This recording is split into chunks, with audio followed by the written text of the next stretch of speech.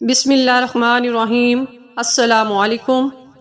موجودہ نامناسب حالات میں روزانہ کم ازا کم 40 مرتبہ یہ قرآنی دعا پڑھ لیجئے، بہت فائدہ ہوگا انشاءاللہ۔ لا الہ الا انت سبحانک انی کنت من الظالمین۔ اس آیت کی برکت سے اللہ تعالیٰ غموں کو دور فرماتے ہیں۔ جب بھی کوئی مسلمان شخص اسے پڑھ کر دعا کرے گا تو اللہ تعالیٰ اس کی دعا قبول فرمائے گا۔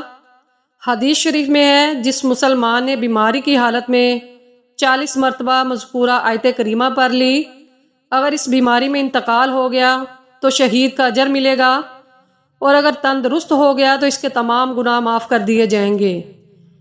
اس دعا میں توحید، تسبیح اور استغفار تینوں چیزیں موجود ہیں، لہٰذا کم ازا کم روزانہ 40 مرتبہ پڑھ لیجئے، بہت فائدہ ہوگا انشاءاللہ۔